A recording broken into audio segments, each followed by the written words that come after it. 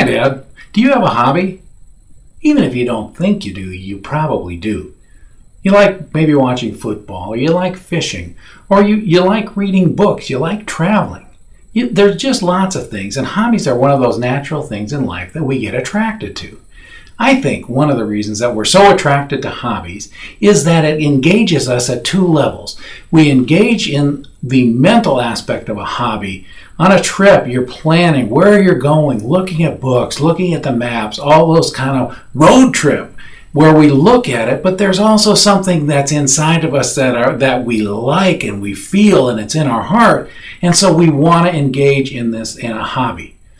Well, in the father-daughter journey, we use the hobby as a way of connecting with our daughters, because many times the way we connect and relate to other men is by having a hobby, because it's kind of birds of a feather flock together. And so when you get together and you're in a hobby together, you've got something to talk about, you've got a reason to connect, you've got a reason to get out and get with the group, because the hobby is what's connected with you.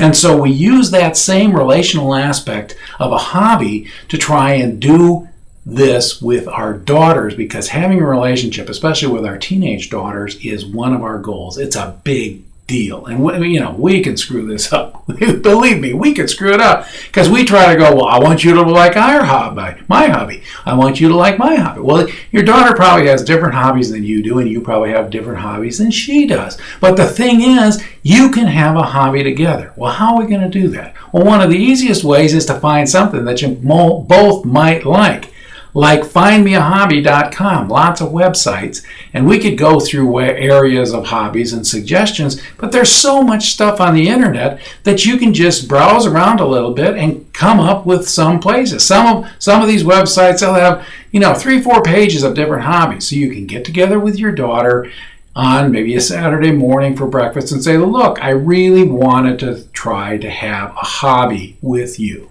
And she'll roll her eyes and say, oh, Dad, and that's okay. And you say, no, I really want to do this. I wanted to have something that was special between the two of us. And so then you show her the list, and she'll kind of balk at it or not. But if you're really interested, and this is the key, she's going to know that, yeah, you really do want to have a hobby that's special between the two of you. It can be your hobby together. And so by just having a couple of suggestions or taking a couple of tries at it, you'd be amazed at the relationship that develops around that, which allows you to talk about something, which allows you to relate other ideas, maybe school-related things that relate to the hobby.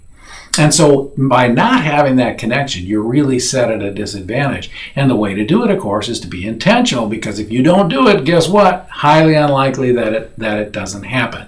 And you can have some screw-ups. I tried to get my daughter involved in stamp collecting, or not stamp collecting, but coin collecting.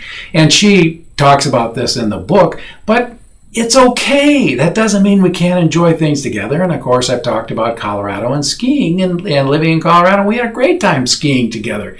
I enjoyed going to her women's athletic sports in high school when she was a cheerleader. And that became a hobby for me. I enjoyed it, actually, believe it or not. I enjoyed all those games.